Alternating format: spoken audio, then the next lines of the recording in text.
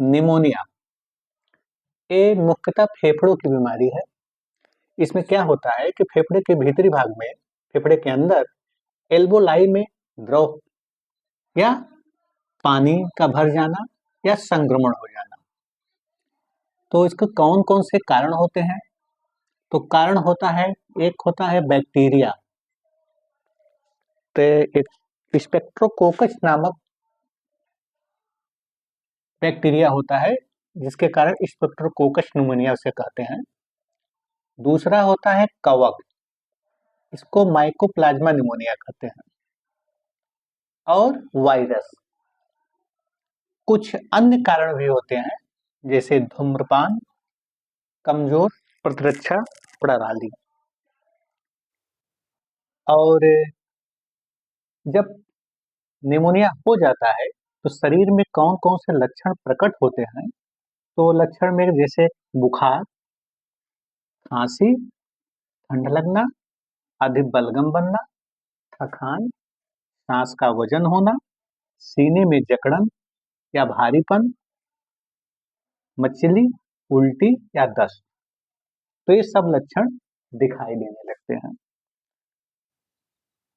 तो जब ये सब लक्षण दिखाई देते हैं तो तुरंत डॉक्टर से संपर्क करना चाहिए और तुरंत इसका इलाज करें।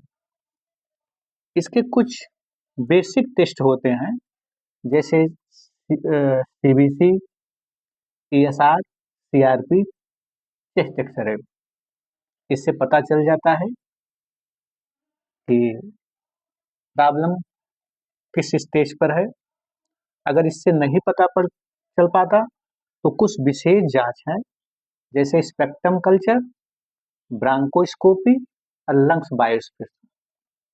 तो इसमें भी फेफड़े के, ये तो बलगम का जांच हुआ और बाकी फेफड़े की जांच हुआ, तो इससे पता चल जाता है। अब चलिए जानते हैं कि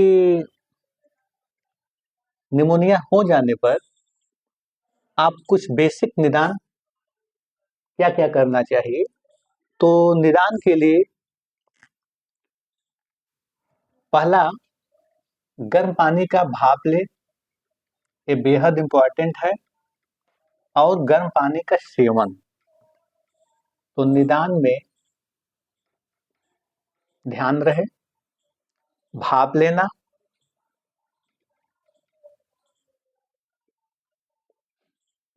और गर्म पानी का सेवन बेहद इंपॉर्टेंट है। और कम से कम सुबह शाम गर्म पानी में हल्दी और सेंधा नमक गर्म करके उबाल कर उसका सेवन करने से भी लाभ मिलता है। दूसरा, गुड़ वाली काली चाय में दालचीनी, अदरक, काली मिर्च, अजवाइन, हल्दी का काढ़ा लेना भी ये बात काफी कारगर होता है। तीसरा पॉइंट, अजवाइन के भाप भी कारगर होता है, इसे भी आप ले सकते हैं। और चौथा, गर्म दूध में देसी अंडे का सेवन भी काफी कारगर होता है, इसे भी कर सकते हैं।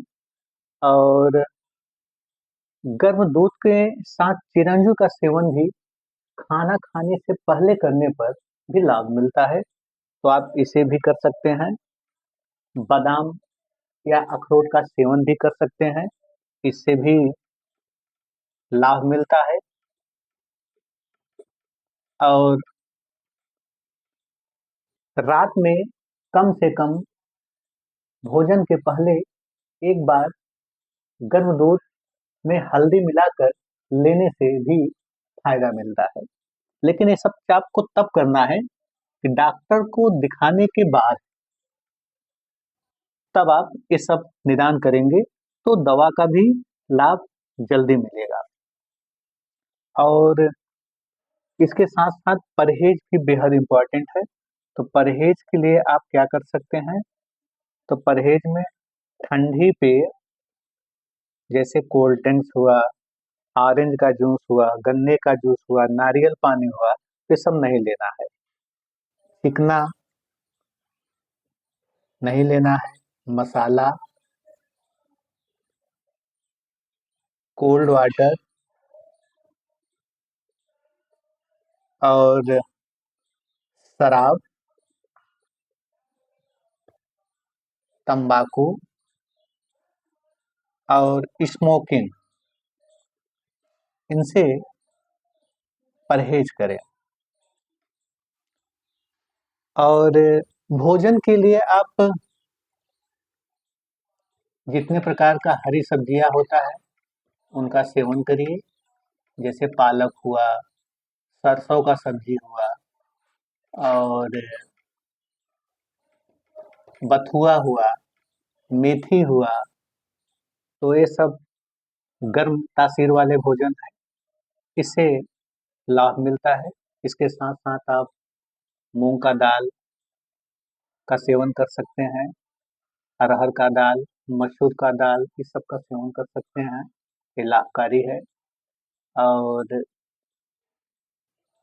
जो नॉन मांस लेना पसंद करते हैं वो अंडा भी ले सकते हैं, चिकन भी ले सकते हैं और मछली का सेवन भी कर सकते हैं। तो ये जरूरी है। इसके साथ साथ आप सुबह